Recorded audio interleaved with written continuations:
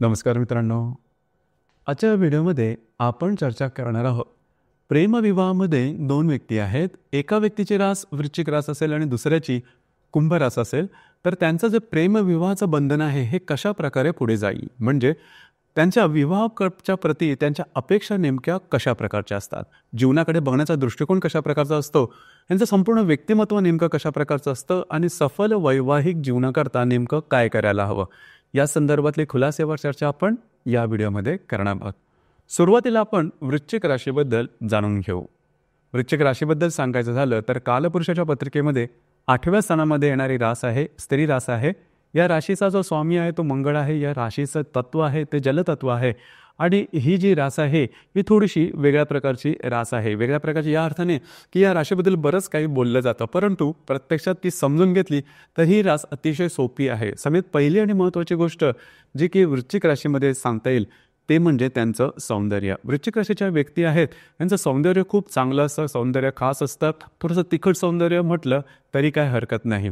दुसरी महत्त्वाची गोष्ट म्हणजे राहणीमान सुव्यवस्थित, नीट नेटकट, टापटीप. आपलं स्वतःला दुसऱ्यासमोर कशा प्रकारे प्रेझेंट करायचं हे वृश्चिक राशीच्या व्यक्तींना चांगलं ठाऊक असतं. म्हणजे फॅशनचा जो सेन्स असतो हा त्यांना चांगल्या प्रकारे माहीत असतो. दुसरी महत्त्वाची गोष्ट म्हणजे सिक्रेटिव्ह नेचर. या ज्या व्यक्ती असतात या गुपित राखण्यात फार हुशार असतात. म्हणजे जर का तुम्ही विश्वासाने यांना एखादी गोष्ट सांगितलं तर ह्या व्यक्ती कधीही कोणाला आपल्या मनातल्या गोष्टी कधीच सांगणार नाही. ही गोष्ट यांच्यामध्ये अतिशय खास दिसून येते. त्याचप्रमाणे वृश्चिक राशीच्या ज्या व्यक्ती असतात या स्वतःमध्ये कुठल्या प्रकारचं सिक्रेट्स हे नेहमीच घेऊन चालत असतात. अर्थात हे सिक्रेट्स ते कधी कधी कुणालाही सांगत नाहीत. तर ही गोष्ट थोडीशी वेगळी असते. म्हणजे यांच्या नेहमीच्या वागण्या बोलण्यावरून तुम्हाला अजिबात समजणार नाही की यांच्या हृदयात नेमकं काय दडलेलं आहे. ही गोष्ट थोडीशी स्पेशल आहे, वेगळी आहे, परंतु असते मात्र. दुसरी महत्त्वाची गोष्ट म्हणजे थोडेसे मितभाषी असतात, जास्त बोलणार नाहीत. म्हणजे कम्युनिकेशन ज्याला आपण म्हणतो हे जास्त करणार नाही. आता ही जी गोष्ट आहे ही स्त्री वर्गामध्ये म्हणजे वृश्चिक राशीची जी स्त्री आहे त्यांच्यामध्ये सुद्धा दिसून येते. साधारणतः आपण हे पाहतो की की ज्या स्त्रिया आहेत या बोलण्यामध्ये जरा थोडे चांगले असतात किंवा त्यांना शेअरिंग करायला आवडतं. मात्र ही गोष्ट वृश्चिक राशीच्या स्त्रियांमध्ये दिसून येत नाही. दुसरी महत्त्वाची गोष्ट म्हणजे कधी कधी आपल्याला वाटतं की जे वृश्चिक राशीच्या व्यक्ती आहेत त्या तिखट आहेत, परंतु तिखटपणा जो त्यांच्या नेचरमध्ये किंवा वाणीमध्ये येतो तो लगेचच्या लगेच येत नाही. समोरच्या व्यक्तीने समजा आपली पातळी ओलांडली, मर्यादा ओलांडली, मग या ज्या व्यक्ती असतात यांचा जो तिखट स्वभाव आहे, तिखट जे वाणी आहे ती मात्र सुरू होते. अर्थात कुठल्याही व्यक्तीवरती विश्वास कसा ठेवायचा, किती ठेवायचा याचे मापदंड वृश्चिक राशीचे थोडेसे वेगळे आहेत आणि ते त्यांचे स्वतःचेच आहेत. म्हणजे इतर कोणी सांगितलं म्हणून एखाद्यावरती विश्वास ठेवणं हा बाद वृश्चिक राशीच्या व्यक्तीमध्ये अजिबात नसतो. ही गोष्ट स्पेशल आहे, लक्षात घ्या. जोपर्यंत त्यांना संपूर्णपणे विश्वास वाटत नाही तोपर्यंत एखाद्या व्यक्तीवरती विश्वास ठेवणार नाहीत. मात्र यामध्ये एक गोष्ट आहे की एकदा विश्वास ठेवला की मग तो कायमचा. मग जग जरी विरोधात गेलं तरी त्या व्यक्तीबरोबर खंबीरपणे उभे राहण्याची जी ताकद आहे ती वृश्चिक राशीच्याच व्यक्तीमध्ये खास करून दिसून येते. ही गोष्ट महत्त्वाची आहे. त्याचप्रमाणे वृश्चिक राशीच्या ज्या व्यक्ती आहेत या इमोशनल सुद्धा आहेत. म्हणजे यांच्यामध्ये भावनाशीलता सुद्धा चांगल्या प्रकारची दिसून येतील. ऐकून थोडंसं वेगळं वाटेल, परंतु वृश्चिक राशीच्या ज्या व्यक्ती आहेत त्या अति भावनाशील असतात. इथे एक गोष्ट आहे की याचा भावनाशीलपणा आहे तो थोडासा वेगळा असतो, कारण या राशीचा जो स्वामी आहे तो मंगळ आहे. म्हणजेच या व्यक्ती ज्यावेळेस रिलेशनशिपमध्ये येतात किंवा प्रेमामध्ये येतात किंवा विवाहाच्या बंधनामध्ये येतात त्यावेळेस किंवा कुठल्याही रिलेशनशिपमध्ये असतात त्यावेळेस समोरच्या व्यक्तीप्रती यांचे स्वतःचे असे आडाखे असतात. म्हणजे समोरच्या व्यक्तीने काय करायला हवं, काय नको, कुठे जायचं, काय कुठे ना जायचं, काय बोलायचं, किती बोलायचं, इथपासून सगळे नियम यांचे असतात. आणि त्यामुळे समोरच्या व्यक्तीच्या स्वातंत्र्यावरती गदा आल्यासारखी थोडीशी वाटते, थोडासा पॉझिटिव्ह. परंतु याच्यामागे कारण प्रेम हेच असतं, परंतु यांचं जे प्रेम असतं हे समोरच्या व्यक्तीच्या स्वातंत्र्यावरती गदा आणू शकतं. तर अशा प्रकारचं थोडं वेगळं व्यक्तिमत्व असतं. दुसरी महत्त्वाची गोष्ट म्हणजे हट्टी असतात. स्वतःच्या मतावर ठाम राहणं, आपल्या मताशी तडजोड न करणं हा भाग वृश्चिक राशीच्या व्यक्तीमध्ये जास्त प्रमाणात दिसून येतो. अर्थात याचा जो चांगली जी गोष्ट आहे यांचे जे करिअर असतं त्यामध्ये चांगल्या प्रकारे दिसून येतं. त्याचप्रमाणे ह्या ज्या व्यक्ती असतात यांच्यामध्ये हार्ड वर्किंग नेचरसुद्धा दिसून येतो. गोल ओरिएंटेशन खूप चांगलं असतं, डेडिकेशन अतिशय चांगल्या प्रकारचं दिसून येतं, डिसिप्लिन अशा प्रकारची हे रास आहे.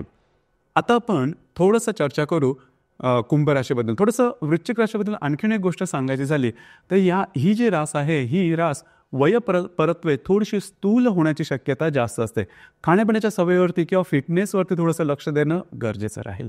यानंतर आपण चर्चा करू कुंभ राशीबद्दल. कुंभ राशीबद्दल सांगायचं झालं तर कालपुरुषाच्या पत्रिकेमध्ये 11व्या स्थानामध्ये येणारी रास आहे, ज्याला आपण लाभ स्थान म्हणतो. ही जी रास आहे पुरुष रास आहे. या राशीचा जो स्वामी आहे तो शनी आहे. या राशीचं जे तत्व आहे ते वायू तत्व आहे.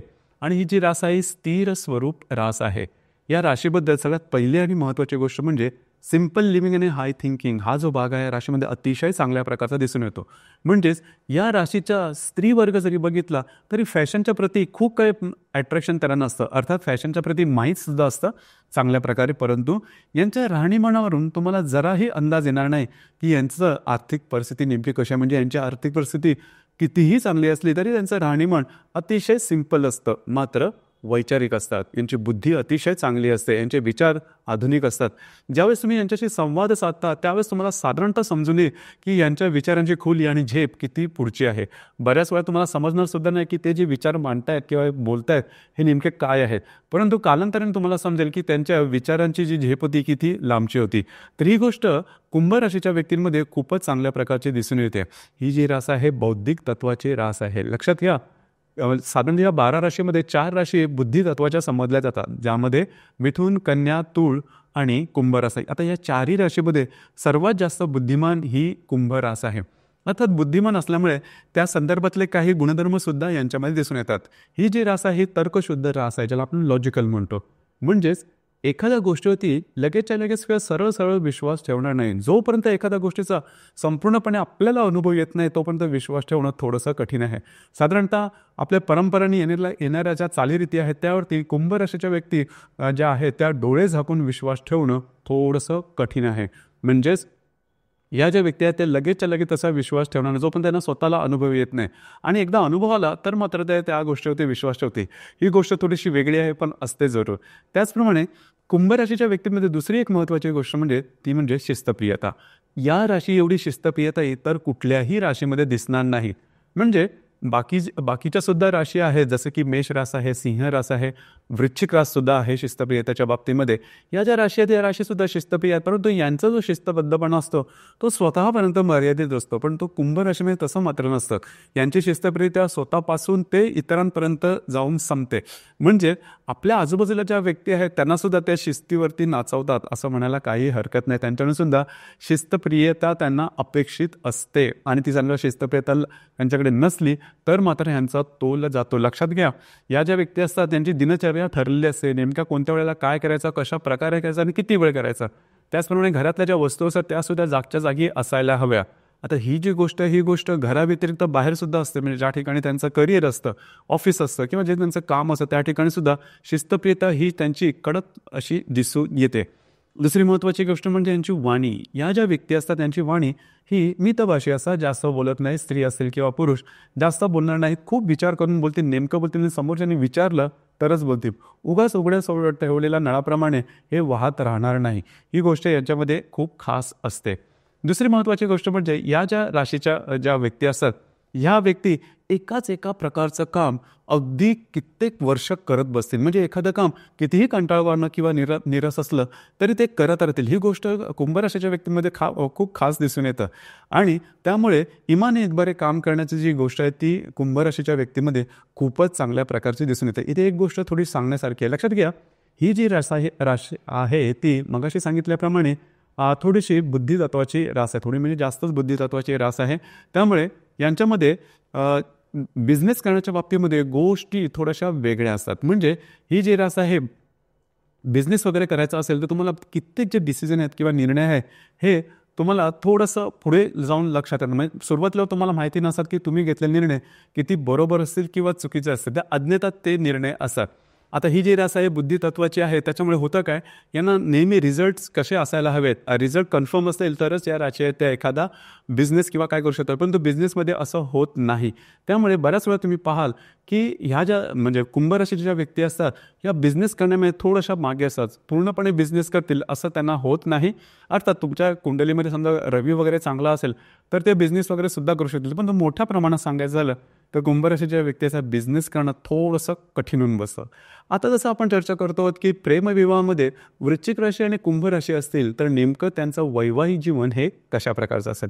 आतापर्यंत थोडीशी तुम्हाला कल्पना आलेली असेल की दोन्ही राशी नेमक्या कशा प्रकारच्या आहेत. दोन्ही राशीसुद्धा थोड्याफार प्रमाणात तिखट आहेत, कारण कुंडलीमध्ये सुद्धा केंद्र योगात येणाऱ्या ह्या राशी आहेत आणि स्थिर आहेत आणि पुरुष तत्वाच्या राशी आहेत, त्याच्यामुळे क्लॅशेस हे होणारच. आता हे जे क्लॅशेस आहे ते टाळण्याकरता नेमकं काय करायला हवं, क्लॅशेस नेमकं कशा प्रकारचे होते याकडे सुद्धा थोडंसं लक्ष देणं गरजेचं आहे. सगळ्यात पहिली आणि महत्त्वाची गोष्ट जी की वृश्चिक राशीमध्ये दिसून येते ती म्हणजे थोडंसं संशयी स्वभाव असतो. समोरच्या व्यक्तीला फ्रीडम देणं यांना आवडत नाही. जसं मी मगाशी सांगितलं की ह्या राशी ज्या आहेत म्हणजे वृश्चिक जी राशी ही पॉझिटिव्ह आहे.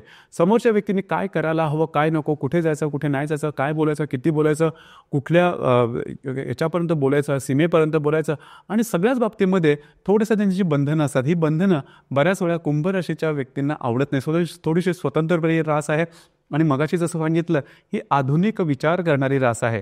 इथे या दोन्ही राशीमध्ये क्लॅशेस वगैरे होऊ शकतात, तर त्याकडे थोडंसं लक्ष देणं गरजेचं राहील. त्याचप्रमाणे कुंभ राशीच्या व्यक्ती आणि थोड्याफार प्रमाणात जास्त प्रमाणात म्हणजे वृश्चिक राशीच्या व्यक्ती आहेत यांचीसुद्धा वाणी थोडीशी तिखट असते. तर दोन्ही राशींनी याकडे थोडंसं लक्ष देणं गरजेचं आहे.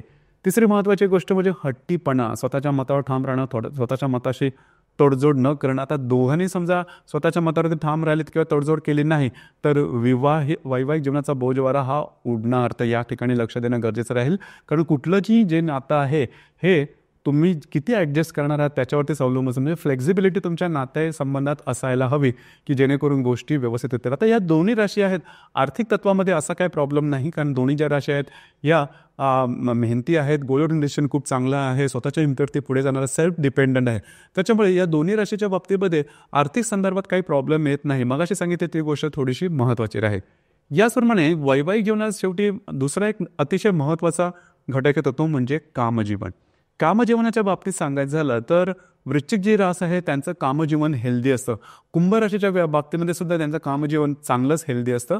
म्हणजेच कुंभ राशीच्या व्यक्ती आहेत, कामत्रिकोणाच्या ज्या 3 राशी आहेत मिथुन, तूळ आणि कुंभ, यामध्ये कुंभ राशीची जी कामजीवनाची जी अपेक्षा ही चांगली असते, हेल्दी असते आणि वृश्चिक राशीमध्ये सुद्धा ती तशाच प्रकारे दिसून येते. फक्त कधीकधी या बाबतीत जी कुंभ राशी थोडीशी वृक्ष वाटू शकेल आणि जी वृश्चिक राशी आहे ती थोडीशी भावनाशील असते, त्याच्यामुळे त्या वाटेने किंवा त्या अंगाने वळणाने जाणारी ही रास आहे.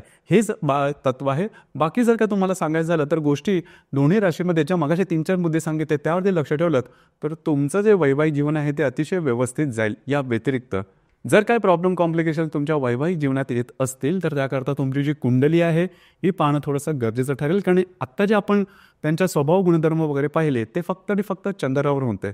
प्रत्येक कुंडलीमध्ये चंद्रा व्यतिरिक्त बाकी 11 ग्रहसुद्धा असतात, ते वेगवेगळ्या राशी नक्षत्रामध्ये असतात किंवा योग करत असतात. तर साधारणतः त्या इतर ग्रहाचा सुद्धा विचार करून वैवाहिक जीवन किंवा इतरही बाबतीत तुम्हाला त्या संदर्भातलं जास्त मार्गदर्शन करता येऊ शकेल. तर मित्रांनो, हे होतं प्रेमविवाहामध्ये वृश्चिक राशी आणि कुंभ राशी असतील तर त्यांचा जो प्रेमविवाह आहे हा कशा प्रकारे पुढे जाईल या संदर्भातली चर्चा. धन्यवाद.